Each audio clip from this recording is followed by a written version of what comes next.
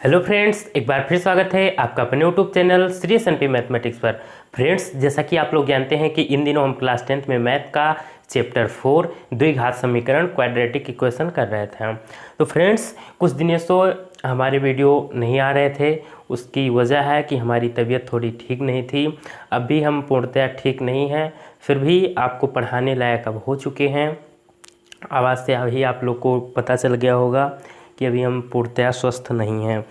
चलो, अब हम आज आप लोग को प्रश्नावली 4.3 के प्रश्न नंबर 3 की शुरुआत कर रहे हैं। ठीक है, लास्ट वाले वीडियो में हम लोगों ने प्रश्न नंबर 2 के प्रश्नों को कर लिया था।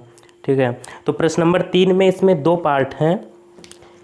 इसको हमें क्या करना है, निम्न समीकरणों के मूल ज्ञात करने, हमें मूल ज्ञात करना है। बोले तो क्या, हमें x की वैल्यू फाइंड करनी है।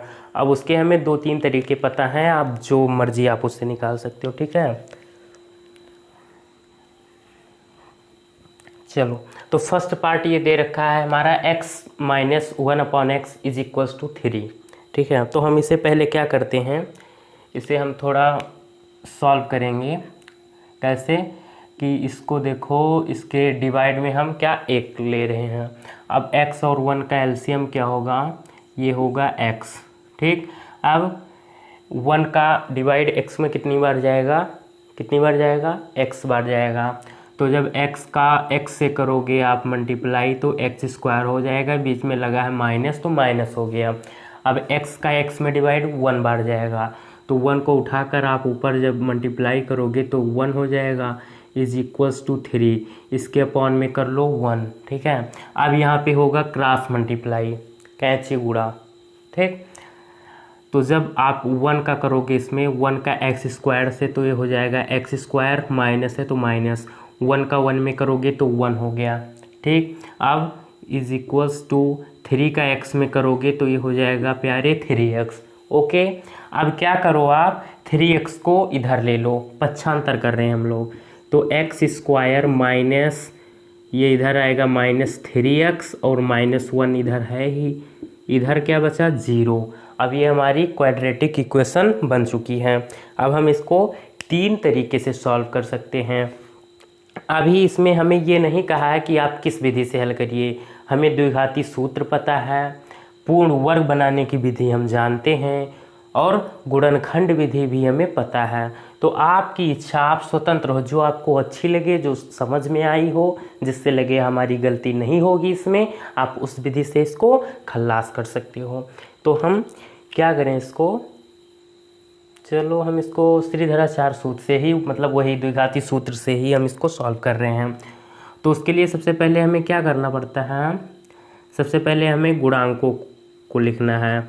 तो a क्या है हमारा, x² का गुणांक a लिखते हैं हम लोग, जो कि क्या है हमारा 1, और b होता है x का गुणांक, ये हमारा -3, और c हमारा होता है कांस्टेंट टर्म, अचर पद, ये हमारा है -1। ठीक है, अब आगे देखो क्या होने वाला है। अब हमें पता है श्रीधराचार्य सूत्र क्या होता है, x is equals to -b plus minus √b² -4ac upon में 2a। ये है हमारा द्विघाती सूत्र, इसी को हम श्रीधराचार्य सूत्र भी कहते हैं। ठीक है, अब सारी वैल्यू उठा करके आप इसी फॉर्मूले में रख दो और कुछ नहीं करना है। तो x is equals to -b हमारा क्या है, माइनस का 3, तो ये हमारा -3 और प्लस माइनस √b² मतलब -3 का स्क्वायर और माइनस है तो -4 इंटू a है हमारा 1, तो 1 इंटू c हमारा -1, तो इंटू में -1 लिख दिया हमने। अब अपॉन में 2 इंटू a क्या है हमारा 1, तो हमने लिख दिया 1। ठीक है, कुछ नहीं किया हमने अपने मन से, सारी वैल्यू उठा करके फॉर्मूले में हमने रख दी है। अब फॉर्मूला तो आप लोग को पता ही होना चाहिए, क्योंकि फार्मूला नहीं याद रहेगा तो कुछ आगे होने वाला नहीं है आपसे। अब आगे देखो क्या करने वाले हम लोग, x इज इक्वल्स टू, अब ये माइनस का अंदर जब गुणा होगा तो माइनस और माइनस का गुणा प्यारे प्लस होता है, तो ये हमारा 3 जो है वो प्लस का हो जाएगा। अब ये प्लस और माइनस अंडर रूट, ये -3 का स्क्वायर ये हो जाएगा प्यारे 9, और माइनस 4 1 जा 4 और ये -1 है तो -1 और एक माइनस ये, तो ये माइनस माइनस हो जाएगा प्लस में, तो हमारा हो जाएगा प्लस का 4, ठीक है। और अपॉन में 2 1 जा 2, ये हमारा हो गया 2। अब इधर साइड में करते हैं हम,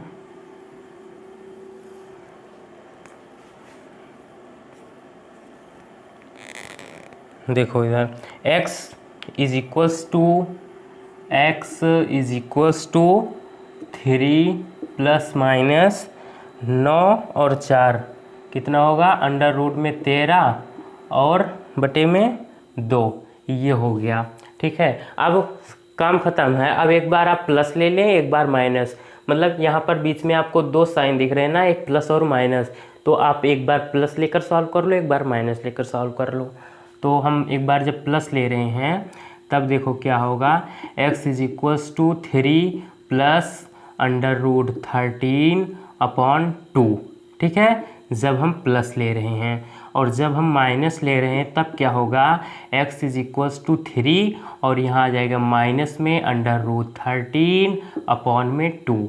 ये हमारे आंसर 2 आ चुके हैं, ठीक है। तो इस समीकरण के 2 मूल हमें पता चल गए, 3 प्लस अंडर रूट 13 बटे 2, 3 माइनस अंडर रूट 13 बटे 2, ठीक है। इस तरीके से ये प्रश्न समाप्त हुआ। अब हम सेकंड पार्ट की बात करते हैं। ये थोड़ा दमदार क्वेश्चन है, कैलकुलेशन इसमें है दमदार, ठीक है। तो 1/x + 4 ये सेकंड पार्ट है, 1/x + 4 और -1/x माइनस का 7 इज इक्वल्स टू 11/30, ठीक है। ये दे रखा है, अभी हम इसे थोड़ा सॉल्व करेंगे, वहाँ से हम इसे पहले क्वाड्रेटिक इक्वेशन बनाएंगे, फिर आगे की कहानी वहाँ से शुरू होगी। तो सबसे पहले क्या करेंगे हम लोग, क्या रे, हम पहले x + 4 और x - 1 एलसीएम लेंगे इसका, ठीक है। तो ये क्या होगा, x + का 4 और x - का 7, ये हमारा एलसीएम हो जाएगा। देखो प्यारे, अगर इस तरीके की कंडीशन दिखे ब्रैकेट में आपको, तो वो दोनों जितने भी दिखे आपको ले लेना है, नीचे वही एलसीएम हो जाता है। यहाँ अगर जैसे एक टर्म और होता, मान लीजिए यहाँ पर होता भी x + 3 एक ब्रैकेट में और साइड में, तो आप 3 ब्रैकेट ऐसे लिख लेते, वही उसका एलसीएम हो जाएगा, ठीक है। तो ये हमारा एलसीएम हो गया इसका। अब देखो इसके बाद में एक एक पॉइंट सुनना, एक एक पॉइंट मैं बोलता हूँ, इसीलिए कोई कन्फ्यूज़न नहीं होना चाहिए। अब जब आप इस वाली फ्रैक्शन की बात करेंगे तो x + 4 का जब आप इसमें डिवाइड करोगे, भाग दोगे, तब ये वाला टर्म तो कट जाएगा, बचेगा क्या, x - 7, तो जो बचता है उसका ऊपर हो जाता है गुणा। तो जब x - 7 का गुणा 1 में होगा तो ये यही तो बचेगा, x - का 7 ही तो बचेगा। अब माइनस लगा है तो माइनस लगा लो। अब जब इसमें पूरे में जब आप इस वाले फ्रैक्शन में इसका जो हर है x - 7, इससे जब भाग दोगे इसमें, तब ये वाला टर्म कट जाएगा, कैंसिल हो जाएगा, बचेगा x + 4। तो x + 4 बचा तो इसका हम गुणा कर देंगे ऊपर, तो ये हो जाएगा हमारा क्या, x + का 4। आई होप क्लियर हो गया होगा आपको एक एक पॉइंट। इज इक्वल्स टू 11/30, ठीक है। अब क्या करेंगे, यहाँ पर माइनस का अंदर गुणा करेंगे, ठीक। तो x - 7 माइनस के अंदर गुणा किए तो -x, माइनस के अंदर गुणा किए तो -4 हो गया, ठीक। अब देखो x का एक बार x से गुणा करेंगे तो ये हो जाएगा प्यारे x²। अब x का एक बार 7 से करेंगे, -7 से, तो माइनस का 7x, फिर +4 का करेंगे x से तो प्लस का 4x, और +4 का करेंगे -7 से तो माइनस का 28 इज इक्वल्स टू 11/30, ये हुआ, ठीक। अब देखो ये प्लस का x है माइनस का x है, ये तो आपस में बर्बाद हो जाएंगे, काम ख़त्म। अब -7 और -4 ये जुड़ जाएंगे, माइनस माइनस से हो जाएगा प्यारे -11 अपॉन में x², ये और ये देखिए -7x + 4x, इसके साइन अपोजिट हैं, चिन्ह विपरीत हैं, एक माइनस में एक प्लस में, तो घट जाएंगे। तो 7x में से 4x घटेगा, बचेगा 3x, और 7x बड़ा है उसके सामने लगा है माइनस, तो आप इसके सामने लगाएंगे माइनस, और माइनस का ये क्या है हमारा 28 बराबर में 11/30। ठीक है। अब यहाँ पर ध्यान दीजिएगा, आप इसको आपस में बर्बाद कर सकते हो, 11 से 11 को कैंसिल हो जाएंगे। कैसे प्यारे, इसको देखो आप अगर क्रॉस मल्टीप्लाई करोगे तो ये 11 इसके बटे में पहुंच जाएगा, ये 30 × 11 हो जाएगा। ठीक है। और ऊपर नीचे यहाँ डायरेक्ट काट सकते हो, या तो आप ऐसे काट दो, कोई दिक्कत नहीं। ठीक है। कैलकुलेशन आपको आनी चाहिए। अगर ये 30 है, यहाँ नीचे कहीं गुणे में पूरा ऐसे गुणे में 30 होता, तो आप नीचे नीचे ऐसे काट सकते हो। ठीक है। ये तरीका होता है कैलकुलेशन का। आगे देखो, बस हमारे साथ बने रहो, कैलकुलेशन में तो 4 चांद लग जाएंगे आपके, बस ऐसे पढ़ते रहो मन लगा के। अब यहाँ बचा क्या -1 माइनस का 1 अपॉन में क्या बचा है x² - 3x, x² माइनस का 3x माइनस का 28 is equals to 1/30। 1/30 cross multiply कर लो, तिरछा गुणा, तो इसका जब आप इसमें करोगे तो ये हो जाएगा, जो है वही रह जाएगा। इस चीज़ नोट कर लो इसे, x² माइनस का 3x माइनस का 28 इज इक्वल्स टू 30 का इसमें होगा गुणा, तो ये हो जाएगा माइनस का 30। इसको आप इधर ले लो, तो x² माइनस का 3x माइनस का 28, ये इधर आएगा प्लस का हो जाएगा 30, इधर क्या बचा 0, तो x² माइनस का 3x, और ये देखो ये +30 - 28, साइन इसके अपोजिट हैं तो माइनस हो जाएगा, तो 30 में से 28 जब माइनस करेंगे तो बचेगा प्लस का 2 इज इक्वल्स टू 0। ठीक। अब देखो, अब इसे भी हम क्या कर रहे हैं, श्रीधराचार्य के सूत्र से इसको सॉल्व कर रहे हैं। उसके लिए क्या करना रहता है, हमें पहले गुणांकों की आवश्यकता है। क्या है, हमें गुणांक की आवश्यकता। तो गुणांक देखिए क्या है, a होता है हमारा x का गुणांक, x² का गुणांक, तो x² का गुणांक हमारा कुछ नहीं मतलब 1, और b हमारा क्या होता है x का गुणांक जो कि है -3, और c हमारा कांस्टेंट टर्म ये है हमारा +2। ठीक है। आगे देखो, तो श्रीधराचार्य सूत्र है हमारा x is equals to -b plus minus √b² minus का 4ac और अपॉन में 2a, ये होता है। तो x is equals to -b b हमारा क्या है -3, तो -3 प्लस माइनस सारी वैल्यू उठा करके अब हम फॉर्मूले में रख रहे हैं प्यारे। अब देखो अंडर रूट में b² मीन्स -3 का स्क्वायर -4 इंटू a है हमारा 1 इंटू c हमारा क्या है 2। ठीक। अब देखो अपॉन में 2 इंटू a जो कि a है हमारा 1, तो x इज इक्वल्स टू, ये माइनस का अंदर जब गुणा होगा तो ये हो जाएगा हमारा +3, क्योंकि माइनस और माइनस का गुणा प्लस होता है। ठीक है। अब ये प्लस माइनस ऐसे नोट कर लो, अंडर रूट में -3 का स्क्वायर जो होता है प्यारे वो 9 होता है। अब -4 × 2 = 8, ये हो गया, और अपॉन में 2 × 1 = 2 हो गया। अब देखो x is equals to 3 plus minus 9 में से 8 जाएगा तो बचेगा √1, और √1 का मतलब होता है केवल और केवल 1 अपॉन में 2। बस सॉल्व हो चुका। अब एक बार आप प्लस ले लो, एक बार माइनस ले लो। तो जब हम प्लस ले रहे हैं तो x is equals to 3 plus 1 upon 2, तो x इज इक्वल्स टू 3 और 1 4 अपॉन 2 मीन्स 2 × 2 2 × 4 बोले तो x इज इक्वल्स टू 2 आ गया जब हम लोगों ने x प्लस में लिया ये। अब एक बार हम x माइनस लेंगे, मतलब यहाँ पर 2 साइन दिख रहे थे, तो एक बार हमने क्या किया, केवल और केवल प्लस लेकर सॉल्व किया, तो x की वैल्यू आई 2। अब एक बार हम केवल यहाँ पर माइनस ले रहे हैं, ठीक है, क्योंकि 2 साइन लगे हुए हैं ना, तो एक बार आप माइनस लेकर सॉल्व कर लो। x is equals to 3 minus 1/2, 3 minus 1/2, तो x इज इक्वल्स टू 3 में से 1 माइनस करेंगे तो 2/2, ऊपर नीचे एक जैसे वैल्यू कट के 1 आ जाती है, तो x इज इक्वल्स टू 1। तो इसके 2 मूल आ चुके हैं, 1 और 2, ठीक है। तो ये था इसका ओवरऑल कॉन्सेप्ट। आई होप बहुत अच्छे तरीके से आप लोग को क्लियर हो गया होगा। मैंने पूरी कोशिश की थी अपनी तरफ से कि एक एक पॉइंट बच्चों को बताया जाए, ठीक है। तो इसको आप नोट करना चाहो नोट कर लो, और एक बार स्वयं भी इसको सॉल्व करना। ये नहीं कि वीडियो को देख कर लिए बस हमें समझ में आ गया, आपको स्वयं भी करना है, 1-2 बार स्वयं आप इसको सॉल्व करिए। तो अभी अगर आप इसको नोट करना चाहो नोट कर लो या स्क्रीनशॉट ले लो। फिर हम बात करते हैं नेक्स्ट क्वेश्चन की। हो गया, चलो अब हम बात करते हैं नेक्स्ट क्वेश्चन की। हमारा क्वेश्चन नंबर 4 है। ये एज से संबंधित, आयु से संबंधित क्वेश्चन है।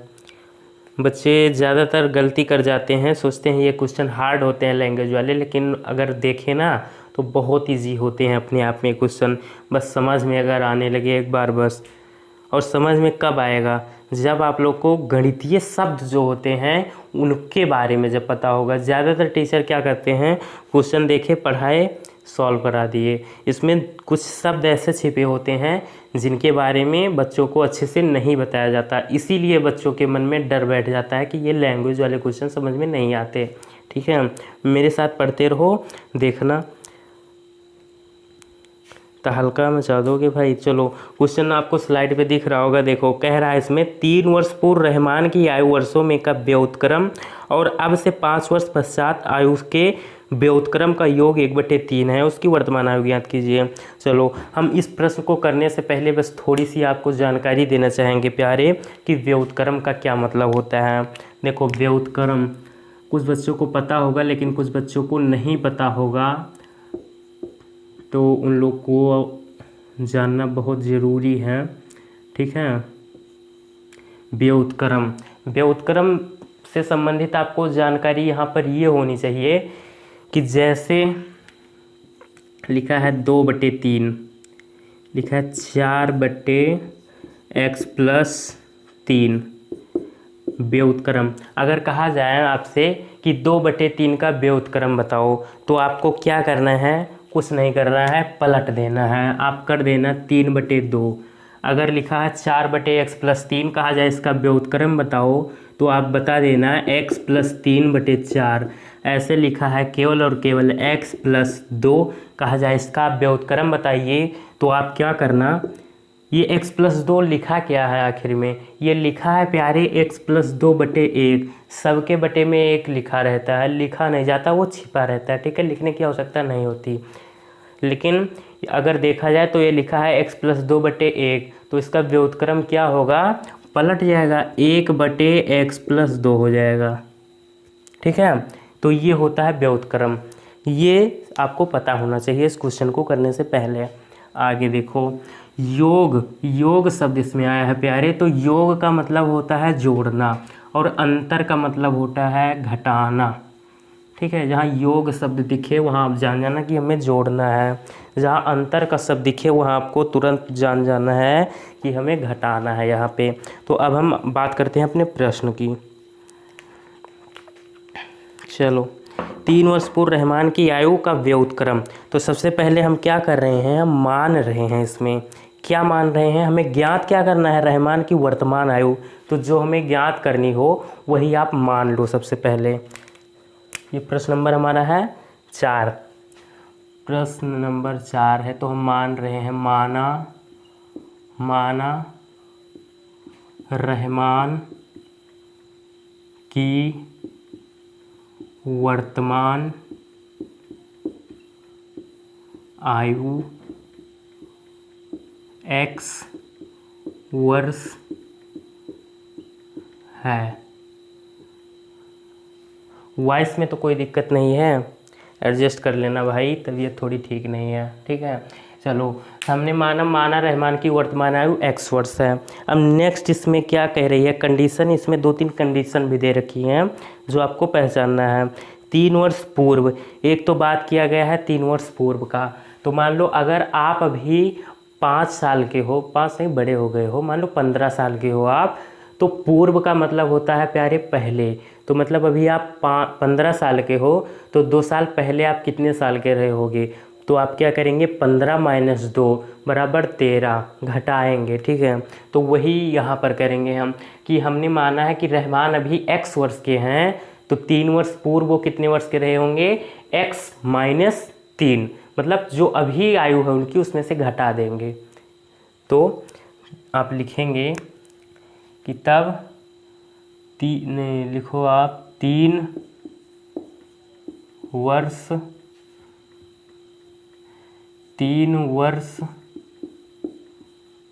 पूर्व रहमान की आयु बराबर कितनी घट जाएगी, प्रेजेंट एज से x - 3 वर्ष हो जाएगी, ठीक है। और नेक्स्ट कंडीशन इसमें और कुछ है, हाँ, एक 5 वर्ष पश्चात, पश्चात का मतलब होता है बाद में, मतलब अभी आप 15 साल के हो, तो 3 वर्ष पश्चात आप कितने वर्ष के हो जाओगे, तो क्या करोगे आप जोड़ दोगे, मतलब 15 + 3 बराबर 18, पश्चात का मतलब होता है बाद में, और बाद मतलब होता है जोड़ना, तो 5 वर्ष बाद। नेक्स्ट कंडीशन इसमें कह रही है 5 वर्ष पश्चात, तो 5 वर्ष पश्चात रहमान की आयु बराबर ये हो जाएगा x + 5 वर्ष। तो पूर्व का मतलब होता है घटाना है हमें, और पश्चात का मतलब होता है वहाँ पर हमें जोड़ना है। अब अकॉर्डिंग टू क्वेश्चन आपका प्रश्न क्या कह रहा है, प्रश्नानुसार, प्रश्न समझ में तो आ गया कि कह क्या रहा है, ये जो मैंने इतनी कहानी लिखी समझ में आया। ये कह रहा है कि रहमान की वर्तमान आयु हमें ज्ञात करना है, तो हमने माना कि रहमान की वर्तमान आयु x वर्ष है। इसमें आपके दिया है कि 3 वर्ष पूर्व रहमान की आयु, तो हमने एक कंडीशन लिखी 3 वर्ष पूर्व रहमान की आयु कितनी, अगर हमने माना है कि प्रेजेंट टाइम में x वर्ष के हैं, तो 3 वर्ष पूर्व अभी जितनी आयु हो उसमें से घटा देंगे, तो x - 3 वर्ष रहे होंगे 3 वर्ष पूर्व, और 5 वर्ष पश्चात कितने वर्ष के हो जाएंगे, मतलब हमने वर्तमान आयु माना है x, तो 5 वर्ष पश्चात कितने वर्ष के हो जाएंगे, x + 5 वर्ष के हो जाएंगे। अब x तो हमें कोई फिक्स पता नहीं है क्या है, अभी जब हम सॉल्व करेंगे तभी पता चलेगा कि प्रेजेंट टाइम में कितने वर्ष के हैं, ठीक है। तो आगे देखो, अब प्रश्नानुसार, अब देखो क्वेश्चन फिर से पढ़ो कि 3 वर्ष पूर्व रहमान की आयु का व्युत्क्रम, मतलब 3 वर्ष पूर्व जो है उसकी आयु, 3 वर्ष पूर्व रहमान की आयु कितना, x - 3, इसका व्युत्क्रम, तो x - 3 का व्युत्क्रम अभी जस्ट कुछ ही समय पहले मैंने बताया है व्युत्क्रम से संबंधित जानकारी कि x - 3 का व्युत्क्रम क्या होगा, पलट देना, x - 3 लिखा है तो आप इसे कर देना 1/x - 3, व्युत्क्रम हो गया। 3 वर्ष पूर्व रहमान की आयु का व्युत्क्रम, अब से 5 वर्ष पश्चात आयु के व्युत्क्रम का, मतलब 5 वर्ष पश्चात जो आयु है x + 5 इसका व्युत्क्रम, तो x + 5 का व्युत्क्रम क्या होगा, ये होगा प्यारे 1/x + 5, होगा कि नहीं होगा, यही तो होगा व्युत्क्रम, इसका उल्टा हो जाता है व्युत्क्रम का मतलब। आगे आयु का व्युत्क्रम का योग, अब योग शब्द आया है इसलिए हम इसके बीच में प्लस लगाएंगे, का योग, पढ़ते चलो, एक एक स्टेप पढ़ते चलो और कहानी ऐसे लिखते चलो। अब देखो का योग 1/3 है, मतलब इन दोनों को आपस में जब जोड़ोगे ना, योग करोगे, तो वो किसके बराबर होगा, 1/3 के बराबर होगा। ये मैं नहीं कह रहा हूँ, ये आपका प्रश्न कह रहा है। देखो प्रश्न सामने स्लाइड पे देखो, कह रहा है कि जब 3 वर्ष पूर्व रहमान की आयु जो है उसका व्युत्क्रम, और अब से 5 वर्ष पश्चात रहमान की आयु का व्युत्क्रम का योग 1/3 है। तो रहमान की वर्तमान आयु हमें ज्ञात करनी है, ये हमें बताना है। मतलब हमें एक शब्द में अगर बोलें तो क्या, हमें x का मान ज्ञात करना है। तो सबसे पहले अभी मैंने प्रश्न नंबर 3 में इस तरीके का सॉल्व किया था, बस वही करना है। अगर चाहो तो आप यहाँ से आगे स्वयं भी कर सकते हो, लेकिन चलो मैं करा दे रहा हूँ, ज़्यादा कष्ट आप लोग को नहीं दूंगा। चलो इसका आप एलसीएम लोगे तो ये हो जाएगा x-3 और ये ब्रैकेट ऐसे नोट कर लो x प्लस का 5। जब कहीं भी दोनों ब्रैकेट में जो वैल्यू अगर अलग अलग तरीके से दिखें तो पूरा वो जितने ब्रैकेट हो सब लिख लेना, वही एलसीएम हो जाएगा। अगर ब्रैकेट एक जैसे दिखे तो एक ही ब्रैकेट नोट करना। जैसे यहाँ x+5 है, यहाँ भी x+5 होता तो इन दोनों का एलसीएम केवल और केवल x+5 ही होता। अगर यहाँ x-3 है, यहाँ भी x-3 होता तो एलसीएम उसका केवल और केवल x-3 ही होता। अगर यहाँ पर कहीं नेक्स्ट और कोई पद मतलब और कोई भिन्न दे रखी है जहाँ पर लिखा होता x+5 उसके भी बटे में, ठीक है, तो हम 2 बार x+5 एलसीएम में नहीं लिखते, एक ही बार लिखेंगे, ठीक है। मतलब कोई भी ब्रैकेट एक जैसी होगी तो उसे हम 2 बार एलसीएम में नहीं लिखेंगे, ये बात आपको ध्यान रखना है। आगे देखो, किसी भी चैनल पर आप जाकर देख लो, इस तरह एक एक पॉइंट आपको कहीं नहीं बताया जाएगा, ठीक है। सब सिलेबस ख़त्म करने के चक्कर में रहते हैं, हमारा ये उद्देश्य बिल्कुल भी नहीं है। आप जाकर प्लेलिस्ट हमारी चेक कर लीजिए। अगर हमें सब ये सिलेबस आपका ख़त्म करना रहता होता है तो अब तक ये 4th चैप्टर कब तक आपका खल्लास हो चुका होता। अब देखो नेक्स्ट क्या करते हैं, इसमें 2 भिन्न दे रखी हैं। पहली भिन्न को हम लेंगे और उसका जो हर है उसका हम भाग देंगे जो एलसीएम आया है उसमें। तो इसमें जब हम भाग देंगे x-3 और x+5 में, किससे, x-3 से, तो ये वाला पद तो कट जाएगा। भाग देने का मतलब हुआ मतलब ये कैंसिल हो जाएगा। तो जो बचेगा, जो बचता है उसको हम उठा करके भिन्न के जो अंश होता है ऊपर वाला उसमें गुणा कर देते हैं, तो बचेगा केवल यही तो बचेगा, ये इसको बर्बाद कर देगा। बचेगा x+5, तो x+5 का जब 1 में गुणा करेंगे तो इस पर तो कोई प्रभाव नहीं पड़ेगा, ये एज इट इज़ यही रह जाएगा। तो बचेगा क्या, x+5, 20 में प्लस है तो प्लस लगा लो। फिर अब देखो एक बार, अब इस वाले भिन्न का भाग दें, इसके जो हर है x+5 इसका भाग देंगे इसके एलसीएम में, तो ये टर्म कैंसिल हो जाएगा। बचेगा क्या, x-3। तो x-3 का एक बार करेंगे मल्टीप्लाई 1 से, तो x-3 हो जाएगा = 1/3। अब देखो ये जो ब्रैकेट हैं इनका क्या कर लो, आप गुणा कर लो आपस में, तो ये हो जाएगा हमारा x+5 + x-3 और बटे में x का x में करेंगे तो x², फिर x का +5 में करेंगे गुणा तो 5x, फिर -3 का x में करेंगे तो -3x, -3 का +5 में गुणा करेंगे तो -15 और बराबर में 1/3, ठीक है। थोड़ा और सॉल्व कर लो आप, तो ये x और x जुड़ जाएगा, ये हो जाएगा हमारा 2x और ये +5 में से ये 3 जाएगा, बचेगा हमारा क्या, +2 अपॉन में x² और 5x में से 3 हो जाएगा, बचेगा हमारा +2x और -15 = 1/3। क्रॉस मल्टीप्लाई करना है अब, तो करिए। जब इसका आप इधर करेंगे तो ये हो जाएगा 3 × 2 = 6,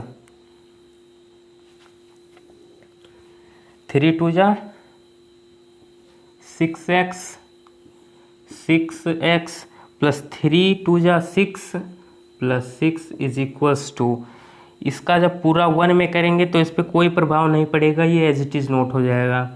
x² + 2x - 15 + 2x - 15। अब देखो क्या करो, इन सबको आप इधर ले लो, तो इधर ये है हमारा x² + 2x - 15 जब ये सब इधर जाएगा तो ये सब अभी प्लस में है, इधर जाएगा माइनस में हो जाएगा, मतलब प्लस 6x इधर जाके माइनस का 6x और 6 इधर जाके माइनस का 6, इधर बचा क्या पूरा 0। तो चाहे आप इधर 0 लिखो या इधर लिखो, उससे आंसर पर कोई प्रभाव नहीं पड़ने वाला। अब देखो थोड़ा सॉल्व करने की कोशिश करो। तो एक्स स्क्वायर और ये प्लस 2x है, ये माइनस 6x है, साइन इसके अपोजिट है, घट जाएगा, ये बचेगा माइनस का 4x और ये जुड़ जाएगा, माइनस माइनस है, माइनस का ये हो जाएगा 21 इज इक्वल्स टू 0। अब इसे सॉल्व कर लो। अब ये क्वाड्रेटिक इक्वेशन आ चुकी है, इसकी आपको 3 विधि पता है ना, हमने 3 विधि पढ़ चुकी है हम। अब जो आपको अच्छी लगे आप लगा दो। हम इसको द्विघाती सूत्र से सॉल्व करेंगे, उससे थोड़ा जल्दी हो जाएगा। होता क्या है वो, x is equals to minus B plus minus under root में B square minus 4ac upon में 2a, ये होता है हमारा द्विघाती सूत्र या श्रीधराचार्य सूत्र, कुछ भी बोल सकते हो आप। तो सबसे पहले हमें इसमें गुणांक की आवश्यकता होती है। तो गुणांक देखो, a होता है हमारा x स्क्वायर का गुणांक जो कि है 1, b होता है हमारा x का गुणांक जो कि हमारा माइनस का 4, c होता है हमारा कांस्टेंट टर्म मीन्स हमारा है इसमें माइनस का 21। अब इन सब वैल्यू को उठा करके आप फॉर्मूले में रख दो, सॉल्व कर लो, वहाँ से हमारा आंसर आ जाएगा। चलो सॉल्व करते हैं। x is equals to minus का b हमारा है क्या, माइनस का 4, माइनस 4 प्लस माइनस थोड़ा नीचे कर लो, x is equals to minus 4 plus minus under root b square means minus 4 का स्क्वायर, माइनस 4 का स्क्वायर माइनस 4 इंटू ए हमारा 1 इंटू सी है हमारा माइनस 21। ठीक, अब देखो अपॉन में 2a, अपॉन में 2a, 2 है हमारा क्या 2 और a है हमारा 1 इंटू 1। बस अब इसे आप जोड़ा भाग कर लो, माइनस के अंदर गुणा करेंगे हो जाएगा प्लस का 4, ये प्लस माइनस अंडर रूट वाली वैल्यू सॉल्व करो तो माइनस 4 का स्क्वायर ये होता है प्लस का 16। अब ये माइनस का 4 1 जा 4, ये माइनस में है 2 बार ना, माइनस 21 और ये माइनस 4, तो माइनस माइनस संख्याओं का गुणा होता है जब तो वो प्लस का हो जाता है, और ये हो जाएगा 4 1 जा 4, 4 2 जा 8 और अपॉन में 2, ये हो गया। अब देखो x is equals to 4 plus minus 6 और 4 10, 1 कैरी आ गया। अब 2 और 8 और 2 कितना हो गया 10 और अपॉन में 2, तो x is equals to 4 plus minus, ये 100 जो है इसका 100 का वर्गमूल क्या 10 होता है ना, ये हो गया हमारा 10 बटे में 2। अब एक बार आप प्लस लेकर सॉल्व कर लो, एक बार माइनस लेकर सॉल्व कर लो। तो जब हम प्लस ले रहे हैं तब देखो क्या होगा, अब प्लस ले रहे हैं, ध्यान रखना है यहाँ पर प्लस लेने पर, तो x 4 प्लस 10 अपॉन में 2, तो x इज इक्वल्स टू 10 और 4 14 अपॉन 2, 2 1 जा 2, 2 7 जा 40, तो x इज इक्वल्स टू आ गया हमारे पास 7। ठीक, और एक बार अब हम माइनस ले रहे हैं, माइनस लेने पर, यहाँ प्लस लेने पर, तो जब माइनस लेंगे तो होगा x is equals to 4 minus 10 upon में 2, तो x is equals to minus 6 upon 2, 2 1 जा 2, 2 3 जा 6, x is equals to minus 3। तो भाई ये तो आंसर हो नहीं सकता, क्योंकि किसी की आयु जो है वो कभी माइनस में नहीं आएगी, ये बात आपको ध्यान रखना। तो ये आंसर नहीं होगा, ये हमारा फाइनल आंसर ये सही है। तो हमें x का मान ही ज्ञात करना था, तो हमने रहमान की वर्तमान आयु मानी थी x वर्ष। प्रश्न में हमें ज्ञात करना था कि उसकी वर्तमान आयु ज्ञात करो, वर्तमान आयु को ही हमने x वर्ष माना था, x का मान आ गया 7, 2 मान आए हैं, एक प्लस में एक माइनस में, माइनस का होगा नहीं क्योंकि किसी की आयु माइनस में कभी नहीं हो सकती है, तो इसलिए फाइनल आंसर इसका 7 होगा। तो आप क्या करना, यहाँ लिख देना एक लाइन ऐसे कि अतः रहमान की वर्तमान आयु 7 वर्ष है। चलो मैं लिख दे रहा हूँ, अतः रहमान की वर्तमान आयु 7 वर्ष है। ये हो गया, बस इतना ही करना था इसमें। आई होप आप लोग को एक एक पॉइंट इसमें क्लियर हो गया होगा। फिर भी अगर कोई डाउट है इसमें तो आप वीडियो को थोड़ा सा बैक करके फिर से देखना, पूरी तरीके से आपको क्लियर हो जाएगा। और फिर भी अगर कुछ समस्या है तो आप कमेंट कर देना, मैं नेक्स्ट वीडियो में आपका समस्या हल कर दूंगा। चलो इसका पहले स्क्रीनशॉट ले लो, ले लिया। तो फ्रेंड्स आज का वीडियो आप लोग को कैसा लगा? अगर अच्छा लगा तो प्लीज़ लाइक कीजिएगा। हम आज का वीडियो यहीं पर समाप्त कर रहे हैं, आगे के प्रश्नों को हम नेक्स्ट वीडियो में कवर करेंगे। तो फ्रेंड्स अब हम लोग मिलते हैं नए वीडियो में। अगर आप लोग हमारे चैनल पर पहली बार आए हैं तो प्लीज़ चैनल को सब्सक्राइब ज़रूर कर लीजिएगा और बेल आइकन को ऑन करके आल पे क्लिक कर लीजिएगा, ठीक है। तो फ्रेंड्स हमारी तबीयत ठीक नहीं है अभी, फिर भी हम आप लोग के लिए इतनी मेहनत करके आज आए हैं 4-5 दिनों के बाद। और टेंशन बिल्कुल भी नहीं लेने को, हम लोग ऐसे ही मेहनत से पढ़ते रहेंगे। आप लोग यहाँ से पढ़ने के बाद में प्रश्नों को स्वयं भी सॉल्व करिएगा, ठीक है। चलो मिलते हैं हम लोग एक नेक्स्ट वीडियो में। Bye bye, see you.